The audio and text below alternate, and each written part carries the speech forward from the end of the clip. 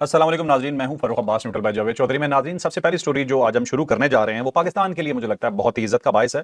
सबसे बड़ी super power कहलवाने वाली, या आप ये कह सकते हैं कि वाकई वो है भी, जिस तरह से चौधराट वो पूरी दुनिया में दिखाता है, महसूस यही होता है कि उसके पास ये ताकत मौजूद है। अगर वहां की वजारत जंग के अंदर खड़े होकर उनका सदर आपके फील्ड मार्शल की तारीफ करता है तो यकीनन उसके अंदर कोई बात होगी, स्पेशली जब तमाम बड़े जनरल्स उसके सामने हों जो उसके अपने मुल्क के जनरल हैं, जिसे वो अजीम मुल्क कहता है, जिसे वो अजीम फौज कहता है। वहां पर तारीफ हो रही है जी आपके एक जनरल की। अल्फाज सिर्फ मैं इंग्लिश वाले दोहरा देता हूं, इससे आगे बहुत जबरदस्त किस्म की डिटेल मौजूद है, वो जानेंगे स्टोरी में।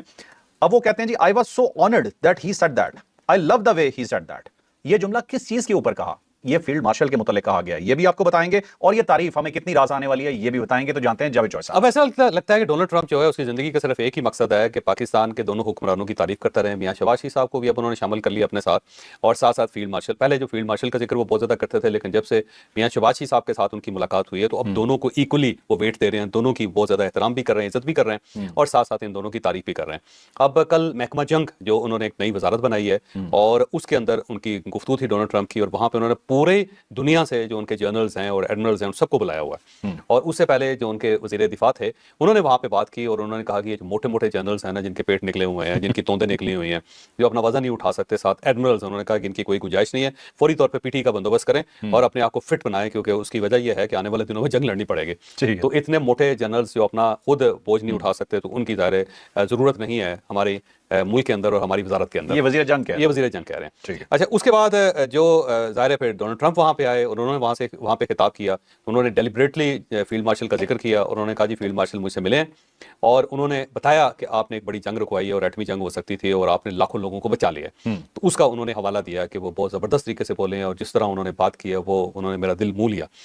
तो अब इशू जो है वो ये है कि डोनाल्ड ट्रंप जो है उनके बकौल उन्होंने 7 जंगें रुकवाई हैं, और ये वो जंगें रुकवाई हैं जो आज तक यूएन भी नहीं कर सका, बल्कि उन्होंने यूएन से बड़ा एतराज़ भी किया उसके सामने कि आपने तो कुछ भी नहीं किया और मैंने चंद महीनों के अंदर 7 बड़ी जंगें रुकवा दी।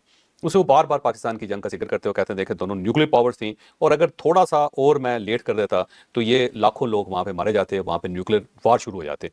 और साथ साथ वो हमेशा पाकिस्तान की तारीफ करते हैं। उसकी वजह यह है कि पाकिस्तान ने तस्लीम किया कि ये जंग अमेरिका ने रुकवाई है, अमेरिका ने सीज फायर करवाया, और अगर अमेरिका दरमियान में ना आता तो ये जंग फैल सकती थी। पाकिस्तान पहला मुल्क था जिसने इसको तस्लीम किया था। और जब आपको पता है सीज फायर हुआ था तो डोनाल्ड ट्रंप ने साथ ही उसकी ट्वीट कर दी थी कि सीज फायर मैंने करवा दिया दोनों के दरमियान। पाकिस्तान ने इसको तस्लीम कर लिया, इंडिया ने इनकार कर दिया, उन्होंने कहा जी हमने खुद सीज फायर किया। ठीक है। अब मसला ये है कि पाकिस्तान क्यों सीज फायर करेगा इंडिया के कहने पे? तो ज़ाहिर है कोई ना कोई दरमियान में फोर्स थी, रियलिटी यही है। लेकिन जब मोदी साहब को बहुत ज़्यादा वहाँ टक्कर लगनी शुरू हो गई इंडिया के अंदर, लोगों ने कहना शुरू कर दिया कि ये बकरी हो गया, तो उसके बाद फिर उन्होंने ये एक नया जवाब बनाया था, अमेरिका को उन्होंने साइड पे कर दिया। वो सोच समझते थे कि हमारी इंसल्ट है कि ये साबित किया जाए कि अमेरिका ने हमारे साथ हमें मजबूर करके या हमारी बात मान के या हमने उससे सिफारिश करवा के तो सीज फायर करवाया। तो उसका अब बार बार जो है डोनाल्ड ट्रंप जवाब दे रहे हैं, और साथ उन्होंने ये भी कहा कि साथ जहाज भी गिरे थे। अब वो बार बार साथ त्यारे गिराने की बात करके मुझे लगता है अब हारिस रऊफ और डोनाल्ड ट्रंप में फर्क कोई नहीं रहा। बस ये है कि हारिस रऊफ ये करता है और डोनाल्ड ट्रंप से साथ त्यारों का बात कर देता है। आने वाले दिनों में मुझे लगता है कि ये ट्रंप ये करेंगे, साथ 6 कहेंगे हैं इस तरह करके, इस तरह हैं, और साथ ये भी कहेंगे। ठीक है, तो मुझे लगता है डोनाल्ड ट्रंप जिस तरफ जा रहे हैं इनमें और हारिस रऊफ में फर्क कोई नहीं होगा। और फिर उसके बाद ज़ाहिर आईसीसी को डोनाल्ड ट्रंप को भी बुलाना पड़ेगा कि ये जो आपने इशारा किया इसका क्या मतलब है। तो हो सकता है इंडिया का नाम ना ले, लेकिन ये कह दें कि इंडिया की बन की छेड़ वैसे ये छेड़ बन गई हुई है जहाँ पे भी। इवन इंडिया के अंदर भी जब कोई लोग जहाज का जिक्र करते हैं तो उससे सारे लोग नाराज हो जाते हैं। बीजेपी की छेड़ बन गई हुई है। तो बहरहाल ये जिक्र उन्होंने किया है, और ये जिक्र जो है टू मच है। वैसे मैं मैं वरीड हूँ वैसे, मैं वरीड हो गई। शुरू में मुझे अच्छा लगता था कि अच्छी बात है यार कि हमारा एक प्रोफाइल हाई हो रहा है, और अमेरिका और जैसे पूरी दुनिया से घबराई हुई डोनाल्ड ट्रंप से, वो पाकिस्तान का जिक्र कर रहा है, और अच्छी बात है, पाकिस्तान को रिलीफ मिलना चाहिए। लेकिन ये जो टू मच जिक्र हो रहा है ये खतरनाक होता है साहब। ये अनऑर्थोडॉक्स किस्म का पॉलिटिकल प्लेयर है ट्रंप जो है, ये रेगुलर सियासत नहीं करता, इसके जो मुंह में आता है ये बोल देता है। अब आपने आज तक कभी किसी उनके सदर को सुना था कि अपने फौजियों को, मतलब फौजी भी जर्नल लेवल के, उन्हें जाके झाड़ दे? हाँ जी, अब एक जुमला आपके पास है, ठीक है, आप ये जुमला सिर्फ बताएं ना कि क्या कहा है अपने फौजियों को, क्या करो तुम? हाँ वो जाहिर है उसने यार उसकी बातें हैं बड़ी मजेदार। वो कहता है कि अगर आपको मेरी बातें बुरी लगती हैं, जो मैं आपसे बात कर रहा हूँ, जो झाड़ पहना रहा हूँ, अगर आपको उसको ये झाड़ लगती है तो आपको चाहिए कि आप फौरी तो अपने ओहदे और मुस्तकबिल दोनों को गुड बाय कह दो। अब ये जर्नैलों को बोल रहा ये जर्नैलों को बोल रहा है, ये जो ज़ाहिर है कभी अमेरिका के अंदर तो किसी चौधरी ने साहब, जिस बंदे से अपने जर्नैल महफूज नहीं है, उनकी इज्जत महफूज नहीं, वो हमारे जर्नल की इज्जत कर रहा है, ये खुशी की ही बात है। ये बड़ी बात है वैसे। ये मुझे लगता है जिस तरह वो फील्ड मार्शल की तारीफ अपने सोल्जर के सामने, अपने ऑफिसर्स के सामने, अपने जनरलों के सामने कर रहा है, तो कहीं ऐसा ना हो कि ये सारे जनरल हमारे जनरल के खिलाफ हो जाए। जेलसी तो होगी। जेलसी तो होगी, क्योंकि ये उन्हें जो अपनी मुख्तलिफ कमांड्स हैं ना, उनके जनरलों को ये कहना। ये जो इनके वजीर जंग जो हैं, ये वजीर जंग ने जो मोटे जर्नैलों की बात की है, मुझे लगता है ये भी हमारे फील्ड मार्शल को देख के किया कि वो तो स्लिम स्मार्ट से जर्नैल होते हैं, ये कौन से जर्नैल इतने मोटे। और सारे उसकी वजह ये है कि अमेरिका के अंदर वैसे भी मोटापा बहुत ज़्यादा है, और जो जनरल्स हैं वो ज़्यादा बैठना उनको पड़ता है, तो एक वक्त आता है कि एक्सरसाइज वगैरह बंद कर देते हैं, तो दूसरा कद भी उनके लंबे होते हैं, तो अब 6.5 फुट का एक जनरल है और उसका वेट भी ज़्यादा है, तो आपको वो नजर आता है बहुत ज़्यादा। ठीक है। और जाहिर एक्सरसाइज बंद हो जाती है, स्लिम स्मार्ट नहीं होते अमेरिकन, ये एक ट्रेजेडी है वहाँ पे, और उसका नतीजा भी अमेरिका को भुगतना पड़ रहा है। उनके सोल्जर भी बड़ी जल्दी मोटे हो जाते हैं, इस वजह से बड़ी जल्दी रिटायर कर दिया जाता है, और उनको खास पेंशन भी नहीं मिलती, आपको ये भी पता होगा, एक ही मरतबा उनको पैसे देके भेज देते हैं। अच्छा। और उसके बाद वो बेचारे बड़े ही ख्वार होते हैं, बड़ी जिल्लत में जिंदगी गुजारते हैं। मुझे बल्कि न्यूयॉर्क जाने के पिछले दिनों इत्तेफाक हुआ, तो बहुत सारे उनके जो सदाम हुसैन के खिलाफ लड़ रहे थे इराक के अंदर, वो मुझे फौजी देखने का मौका मिला, ड्रंकन हो गए हैं सारे के सारे और सड़कों के ऊपर पड़े हुए हैं, और कई ने इस तरह किया कि आपने मेडल्स रखे हुए हैं सामने। अच्छा। तो वो और ज़्यादा इंसल्ट है कि जो मेडल्स लेके, क्योंकि उनके पास जो कुछ था वो सब कुछ खत्म हो गया और गवर्नमेंट अब उनको कुछ नहीं दे रही, तो होमलेस हो गए हुए हैं। तो ये भी अमेरिका के अंदर एक बड़ा खौफनाक ट्रेंड बना हुआ है। तो बहरहाल ये जो हमारे फील्ड मार्शल की बार बार तारीफ कर रहे हैं ना, ये टू मच हो गया, और ये टू मच जो है ये कहीं हमारे गले ना पड़ जाए किसी वक्त, क्योंकि अमेरिका इस मामले में बड़ा एक्सपर्ट है। अब जैसे कि इसराइल के साथ उन्होंने नथी करने की कोशिश की कि पाकिस्तान और उनके शहबाज शरीफ और फील्ड मार्शल दोनों जो हैं, उन्होंने 20 निकात का जो फार्मूला है उसको तस्लीम कर लिया है और बड़ा अप्रिशिएट किया उन्होंने कल जो है जैसे उन्होंने कहा। तो कहीं ऐसा ना हो कि ये बार बार जो तारीफ है हमारे गले पड़नी शुरू हो जाए, क्योंकि डोनाल्ड ट्रंप का पता कोई नहीं है वैसे। तो सब एक बात बड़ी सादा सी मुझे लगती है, जो आप बात कर रहे हैं ये पाकिस्तान में बहुत डिस्कस हो रही है, एज इट इज डिस्कस हो रही है कि इतनी तारीफ भाई हमारी क्यों हो रही है, लेकिन मुझे सादा सा लगता है डोनाल्ड ट्रंप दुश्मन, डोनाल्ड ट्रंप दोस्त, दोनों में बेहतर क्या। फिल वक्त आप देख सकते हैं, आपको गैब का इल्म है ही नहीं, अभी आपके लिए वो दोस्ती में है ना, ये ठीक है। ये जरूरी है कि जैसे वो इंडिया की रोज क्लास ले रहा है, रोज हमारे खिलाफ बयान दागे, तो हमें वो रास आएगा। वो सही है, वो किसी के शर से बच जाना भी बहुत बड़ा कमाल बहुत होता है, बड़ा है, वो बचे तो हुए। ताकतवर, और वो ताकतवर भी इतना ज्यादा हो कि वो चाइना जो है उसको नेगोशिएशन पे मजबूर करते। देखे ना, उसने टिकटॉक ले लिया चाइना से, जो चाइना ने साफ इनकार कर दिया था, तो उसने गर्दन पे अंगूठा रख के उनसे ले लिया, और हमने बोल गिरा, दिया, हमने उसे गिरा हुआ है। हमने उसे गिरा हुआ है। तो ये बड़ी बात है वैसे। अब देखते हैं कितना अर्सा ये रोमांस चलता है, क्योंकि अमेरिकन रोमांस को लंबा नहीं होता।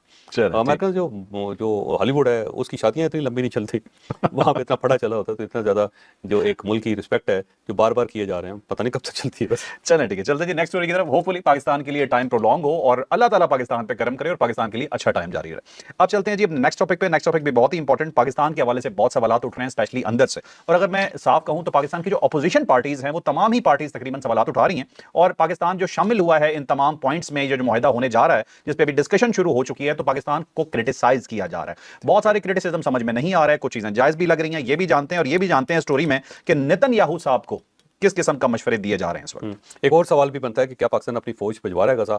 मेरी इंफॉर्मेशन ये है कि हम भेजेंगे, और उसकी वजह यह है कि पाकिस्तानी फौज लीड भी करेगी सर, और इंडोनेशियन फौज भी होगी वहाँ पे, और कुछ सिंबॉलिक फौजें भी होंगी जो सऊदी अरेबिया से जाएंगी, कतर से जाएंगी, यूएई से जाएंगी, इजिप्शियन भी उसके अंदर आएंगे, जॉर्डन भी आएंगे, उसके जॉर्डनियन जो होंगे वो भी उसके अंदर शामिल होंगे, लेकिन ज़्यादा जो फौज है वो पाकिस्तानी होगी वहाँ पे। ठीक है। और ये सारे मुल्क, और टर्किश भी होंगे, टर्किश भी जाएंगे, टर्की के सोल्जर्स भी जाएंगे वहाँ पे, क्योंकि जब तक ये 8 मुल्कों की फौज वहाँ पे एंगेज नहीं होती उस वक्त तक ये मुआहदा जो है वो आगे बढ़ता हुआ नजर नहीं आता। लेकिन उससे पहले ये 8 के 8 मुल्क जो हैं वो अमेरिका से गारंटी लेंगे कि इसराइली हमें सोल्जर वहाँ पे नजर नहीं आएंगे और किसी किस्म की फायरिंग नहीं करेंगे, और अगर उन्होंने की तो हम रिटेलिएट करेंगे। तो वो साथ उनको पाबंद करेंगे कि जनाब आपने ज़्यादा पंगेबाजी नहीं करनी, ये सीधे हो गए हैं और ये खड़े हो गए हैं और ये आपकी मत मार के रख देंगे। इसके साथ साथ पाकिस्तान के अंदर बहुत बड़ा सवाल पैदा हो गया है कि पाकिस्तान क्या इसराइल को तस्लीम कर रहा है, और ये सवाल आप भी पूछ रहे हो, मैं भी पूछ रहा हूँ, लेकिन जहाँ तक मेरी मालूमात है कि पाकिस्तान इसराइल को कभी तस्लीम नहीं करेगा, और ये पाकिस्तान का मौक़िफ़ नहीं है, ये ऑल इंडिया मुस्लिम लीग का मौक़िफ़ है। ऑल इंडिया मुस्लिम लीग ने कोई 1917-18 के अंदर जब ये बनी थी, तो उसके शुरू में ही मुस्लिम लीग ने इसराइल के खिलाफ बयान दिया था, उस वक्त जब इसराइल अभी बना नहीं था और इसराइल के बारे में सोचा जा रहा था उस ज़माने में। और उस ज़माने में फ़लस्तीन की हमायत की थी। फिर कायद मोहम्मद अली जिन्ना ने 1944 में जाके ये जो फ़लस्तीन है उसकी हमायत की थी और इसराइल की मुखालफत की थी, जब पाकिस्तान बना नहीं थी। जब पाकिस्तान बन गया तो उस वक्त जो यूएन के अंदर पाकिस्तान ने जाना शुरू किया, तो उस वक्त भी हमने फ़लस्तीनियों की हमायत की थी। तो ये पाकिस्तान के डीएनए के अंदर है कि हमने फ़लस्तीनियों के साथ खड़ा होना है, हमने इसराइल को तस्लीम नहीं करना। अब ये जो 2 रियासती हल है, ये बड़ा पुराना हल है, एक पुराना फार्मूला दिया जा रहा है, और ये मुस्लिम वर्ल्ड की तरफ से दिया जा रहा है कि आपने अगर मामले को सॉल्व करना है तो 2 हिस्सों में तकसीम कर दें, इसराइल को अलग कर दें और मुसलमान रियासत को अलग कर दें। उसके ऊपर अरब रजामंद है, और उसकी बुनियादी वजह यह है कि सारा इशू जो है वो अरबों का इशू है, और सबसे ज़्यादा मार भी अरबों को पड़ रही है। अब अगर जॉर्डन के अंदर गड़बड़ हुई है तो वो जॉर्डन के जो लोग हैं वो कहाँ गए, अरब दुनिया में आए, सही। अगर इजिप्ट के साथ गड़बड़ हुई है तो इजिप्ट को बहुत ज़्यादा नुकसान भी बर्दाश्त करना पड़ा और जो लोग हैं वो इजिप्ट के अंदर आके सेटल हुए। ठीक है। फिर फ़लस्तीनी जो हैं जब वो निकलते हैं फ़लस्तीन से तो सऊदी अरेबिया जाते हैं, यूएई जाते हैं। इन सारे मुल्कों को इनको ठहराना भी पड़ता है और इनकी इज़्ज़त भी करनी पड़ती है और इनको वजीफ़े भी देना पड़ते हैं। साथ-साथ जो इस्लामी दुनिया की तरफ से ज़ाहिर है वहाँ पे खुराक भी दी जाती है।